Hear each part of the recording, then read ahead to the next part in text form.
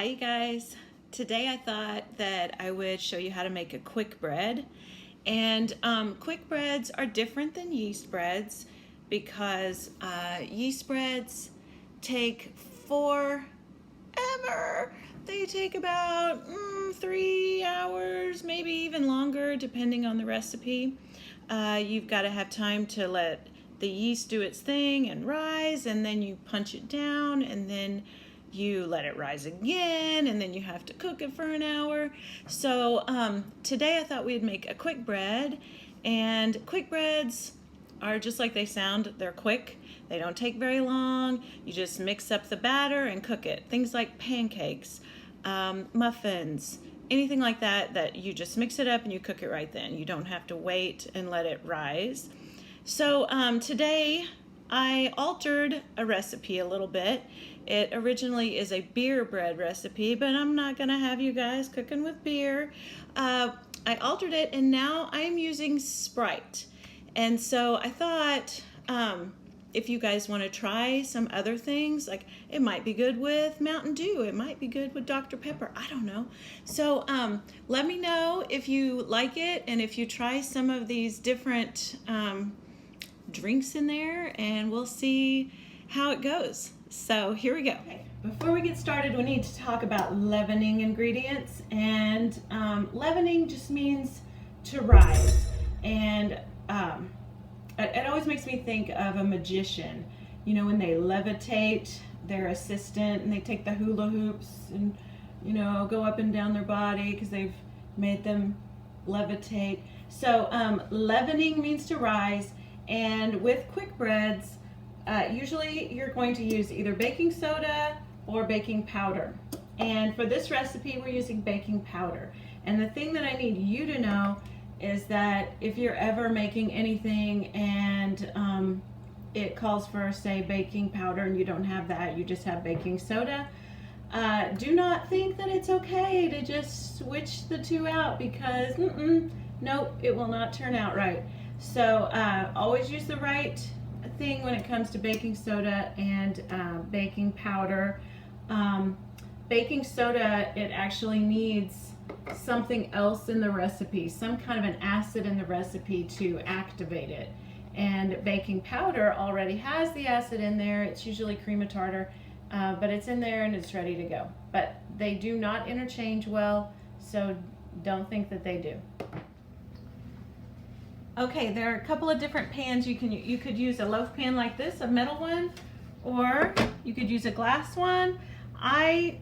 Personally, I like the glass ones. I don't know. I don't have a good reason for that. I feel like it gives it more of a good crust, and the crust is my favorite part on this bread.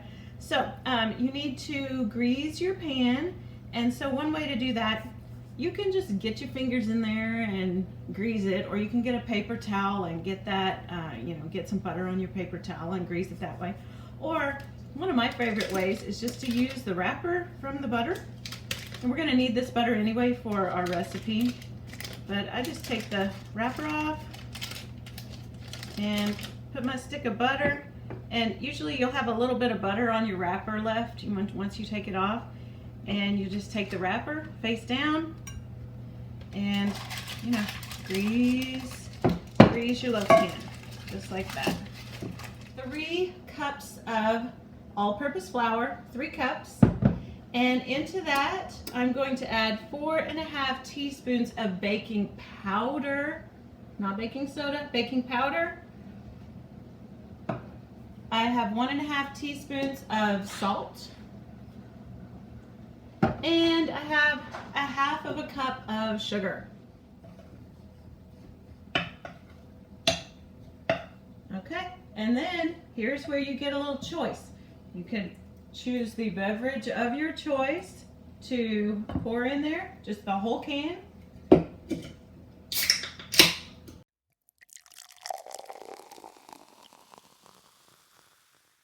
All right, just stir that up. And then you're going to pour it into your loaf pan, and you will bake it at 350 degrees for 1 hour. Actually, before we bake it, we're going to put some pats of butter on the top. That's what gives it that yummy crust. Okay, so something you need to know about quick breads too is that you don't want to stir them a lot. You want to get your dry ingredients moist and wet, but you do not want to just sit there and stir, stir, stir, stir. We don't want to develop the gluten that's in the flour. We want to just moisten it, and if there's little pieces on there that are still dry, that's okay. All right, so just barely get everything moistened, and then we will put it in the loaf pan. Don't over stir.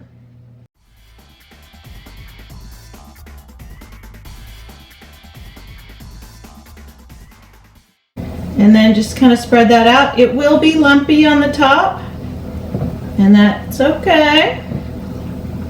All right, just gonna get another spoon here. Scrape all this off.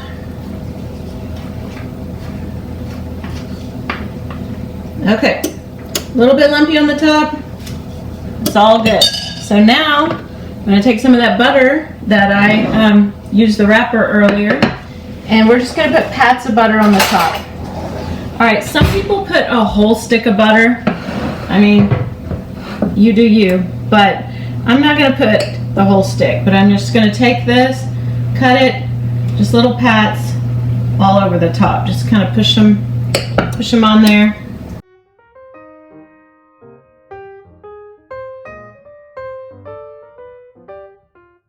All right, I think that looks pretty good. So here's a close-up of what it'll look like with the butter. All right, I'm gonna pop this in the oven for 1 hour. Okay, it's been an hour. Took my bread out of the oven, and I want to let it cool a little bit because it's super, super hot. But I'm going to go ahead and I'm going to take a little knife, kind of loosen up around the edges here. It should be pretty loose if you, you know, if you buttered it pretty well. All right, let's see if that'll do the trick. I'm going to tilt it. There we go. All right, I'm just going to let this cool for a minute, and then we'll come back and give it a try. Okay, I got my people here to try my bread this time. So, Taylor, would you hold up that knife? So this is a serrated edge knife, and this is the kind of knife you should use when you're cutting bread. So go ahead and cut it, and you guys give it a try and tell everybody what you think.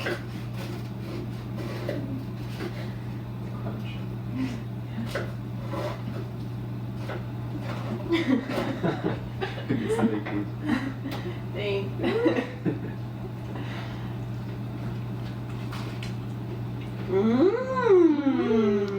Okay, well that's it for Sprite bread. I dare you to try this at home.